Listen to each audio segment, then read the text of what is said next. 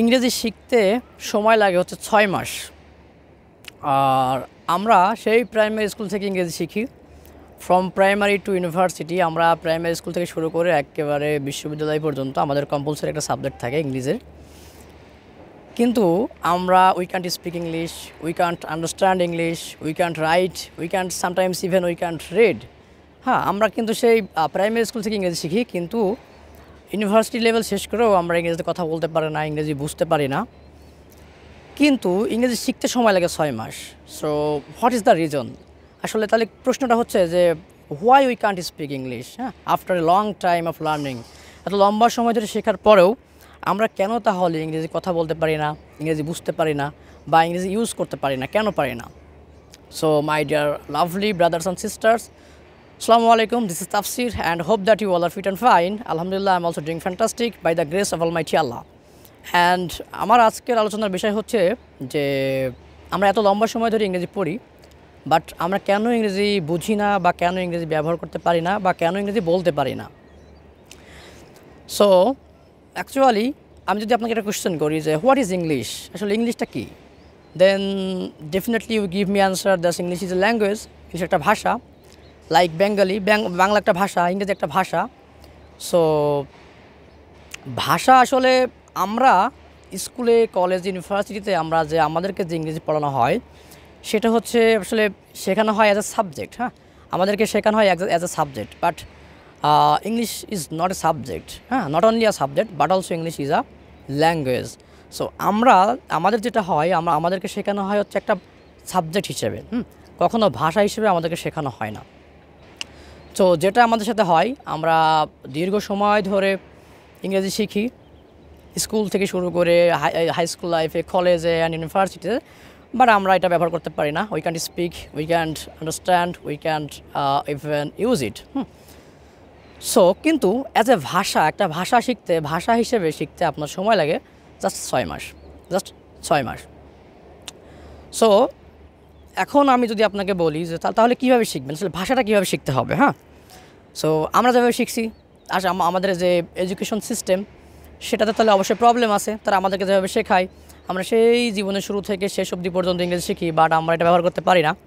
আর আমাদেরকে তারা শেখায় সাবজেক্ট হিসেবে, কিন্তু যখন আমরা রিয়েল লাইফে যাই তখন দেখি যে আসলে আমাদের ইংরেজির দরকার হচ্ছে ভাষা হিসেবে। হ্যাঁ, আমাদের ক্যারিয়ার বলেন, আমাদের পড়াশোনার শেষে আমাদের জব লাইফ বা যেখানে হোক, সেখানে আমাদের যে ইংরেজিটা লাগে সেটা লাগে হচ্ছে অ্যাজ এ ল্যাঙ্গুয়েজ হিসেবে লাগে, একটা ভাষা হিসেবে লাগে। কিন্তু আমাদের এডুকেশন সিস্টেমে আমাদেরকে ইংরেজি শেখা হয় অ্যাজ এ সাবজেক্ট। সো এটা একটা বিশাল কন্ট্রোভার্সি, আমাদেরকে শেখানো হচ্ছে সাবজেক্ট হিসেবে, বাট রিয়েল লাইফে লাগছে ভাষা হিসেবে। আমি জানি না এটা কেন এভাবে শেখানো হয়। ডেফিনেটলি এটা আমি জানি না কেন, এবং এটার কোনো অ্যান্সারও নাই। আমাদের প্রতিনিধিত্ব যারা করে বা আমরা যারা ইয়াং জেনারেশনে আছি তারাও এটা নিয়ে কনসার্ন না। যুগ এভাবেই চলে, যুগের পর যুগ, জেনারেশন পর জেনারেশন এভাবে চলতেছে। হ্যাঁ, সো এখন আপনাদের যেটা করতে হবে সেটা হচ্ছে ভাষা হিসেবে ইংরেজি শিখতে হবে। সো ভাষা হিসেবে শেখার জন্য আমি আপনাকে কিছু টিপস বলি। এটা যদি আপনি ফলো করেন, 6 month is enough.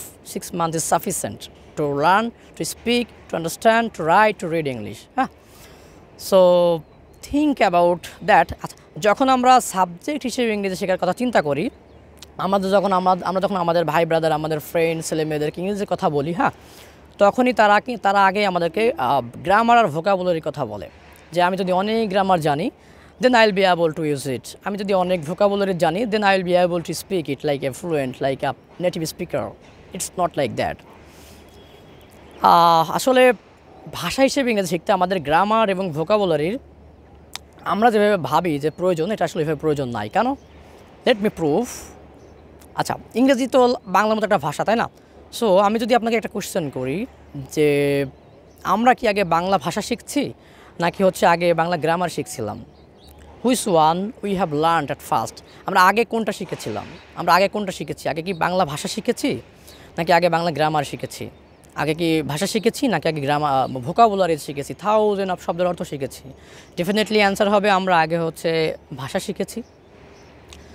So this is the actually natural way to learn language. হ্যাঁ, এটাই আসলে প্রাকৃতিক ওয়ে বা ন্যাচারাল ওয়ে বা যাই বলেন, এটাই একমাত্র ওয়ে ভাষা শেখার জন্য। যে আমরা যে অনেক বেশি কনসার্ন হই অ্যাবাউট গ্রামার, ভোকাবুলারিজ, অ্যাকচুয়ালি এইগুলো ভাষা শেখাটা আসলে এরকম না। হ্যাঁ, ভাষা শিখতে আমাদের যে অত গ্রামার, অত ভোকাবুলারিজ লাগে, ব্যাপারটা এরকম না। যদি লাগতো তাহলে আমাদেরকে অবশ্যই বাংলা শেখার সময় আগে গ্রামার এবং ভোকাবুলারি শেখা লাগতো। তারপরে এসে আমরা দেখা যাচ্ছে যে অনেক গ্রামার এবং অনেক ভোকাবুলারি জানার পরে তারপরে আমরা ভাষা শিখতে পারতাম। কিন্তু আমরা কিন্তু বাংলা এমনি শিখি নাই। আমরা আগে শিখছি হচ্ছে আগে শিখছি হচ্ছে ভাষা। তারপরে আমরা যারা স্কুলে গিয়েছি তারপরে গ্রামার শিখেছি বা শব্দের অর্থ, বিপরীত শব্দ ইত্যাদি অনেক কিছু শিখেছি। বাট যারা জীবনে কখনও স্কুলের করিডোরে যায় নাই, তারা কি এই ভাষাটা জানে না? তারা অবশ্যই ভাষাটা জানে। এবং আমি যদি একজন ব্রিটিশকে, একজন যার যে নেটিভ হচ্ছে ইংলিশ যার নেটিভ, তাকে যদি হচ্ছে আমি 10 বছর বাংলা শেখাই, হ্যাঁ, 10 বছর পরে সে বাংলাতে যতটা সমৃদ্ধ হবে, তার চেয়ে আমার দেশের একজন কৃষক চাচা যে কখনো স্কুলের সীমান্তে যায় নাই, সে তার চেয়ে ওই ভাষায় বেশি হচ্ছে স্কিল হবে বা দক্ষ হবে। কেন? কারণ আসলে ভাষা, language, it's all about practice. ওই যে চাচা তার জীবনের শুরুর লগ্ন থেকে শুরু করে এখনও পর্যন্ত সে কিন্তু প্র্যাকটিসের উপরে আছে। সে শোনে, সে বলে, তার জীবন ধারণ পুরোটাই বাংলার উপরে। কিন্তু ওই যে ব্রিটিশ সিটিজেন যাকে আমি শেখাইতে চাচ্ছি, তাকে আমাকে শেখাইতে হবে। সো তাকে যদি আমি 10 বছর শেখাই, ওই চাচার বয়স হচ্ছে 50 বছর, ওই চাচার সাথে ওই ভাষার দক্ষতা সে কখনোই পারবে না। কারণ ওই চাচার প্র্যাকটিস বা চর্চাটা হচ্ছে 50 বছর। আমরা যদি এভাবে ভাবি না, কিন্তু ন্যাচারালি গ্র্যাজুয়ালি আমরা কিন্তু এই ল্যাঙ্গুয়েজটা এভাবেই শিখি। আমরা যখন শুনতেছি, আমাদের পারিপার্শ্বিক সকল কিছু আমরা শুনতেছি, এটাই হচ্ছে প্র্যাকটিস। আমরা বলতেছি, এটাই হচ্ছে আমাদের প্র্যাকটিস। সো ওই চাচার কিন্তু 50 বছর যদি বয়স হয়, তাহলে উনি 50 বছর ধরে এই বাংলাটা প্র্যাকটিস করতেছেন। কিন্তু যাকে আমি 10 বছর ধরে টিচিং করবো, যে ব্রিটিশ নাগরিককে, সে কিন্তু ওই 50 বছরের প্র্যাকটিস আর 10 বছরের প্র্যাকটিস কিন্তু সমান হবে না। So definitely the farmer will be most experienced, most expert about Bangla. This is true. So language, it's all about practice. So এই জন্য হচ্ছে যার যেটা ল্যাঙ্গুয়েজ, যার যেটা ভাষা, আমরা এই যে এখন ইংরেজি শিখতেছি না, আমরা যত ইংরেজি শিখি, একজন নেটিভের সাথে, একজন নেটিভ যতটা সমৃদ্ধ তার ভাষাতে, আমরা কখনো অতটা সমৃদ্ধ হইতে পারবো না। আমরা বলতে পারবো, বুঝতে পারবো, আমাদের লাইফ লিড করতে পারবো, সব কিছুই হবে, কোনো সমস্যা নেই, বিজনেস হবে, কোনো সমস্যা নেই। বাট উনি তার ভাষাতে যে সমৃদ্ধ, আমি ওই রকম সমৃদ্ধ হতে পারবো না। কারণ হচ্ছে ভাষা, ইটস অল অ্যাবাউট প্র্যাকটিস। সে তার জীবন ধারণের দিনের শুরু থেকে রাতের শেষ পর্যন্ত সে কিন্তু ওইটার উপরেই আছে। আমি নাই, আমি বাংলার উপরে আছি। So how can I become like him? আমি কীভাবে তার মতো হবো? It's not possible man. একইভাবে কেউ একজন বাংলা শিখবে, সে ডেফিনেটলি আমার মতো বাঙালি হতে পারবে না, কখনোই পারবে না। কারণ দিন শেষে eventually language, it's all about practice. So এখন আপনি যদি জাস্ট ন্যাচারাল ওয়েটা, তাহলে আমরা বুঝলাম কি, যে কীভাবে আমরা শিখবো। সো এই ন্যাচারাল ওয়ে আমি আপনাকে জানাই দেবো। কয়েকটি কাজ আপনি যদি করেন just for 6 month, then you will be able to speak. হ্যাঁ, ন্যাচারালি আপনি শিখে যাবেন, আপনার মানে কোনো ডিফিকাল্টি ফেস করা লাগবে না। সো ন্যাচারাল ওয়েটা কী? ন্যাচারাল ওয়েটা হচ্ছে ওই যে আপনাকে শুনতে হবে, like think about that, just how we learn Bangla. আমরা কীভাবে বাংলা শিখছিলাম, আমরা বাংলা কীভাবে শিখছি? আমরা হচ্ছে আমাদের প্রথম 2 থেকে 3 বছর বাচ্চারা তো কথা বলতে পারি না বা বাবা পারে না, তারা কী করে? তারা কিন্তু শোনে।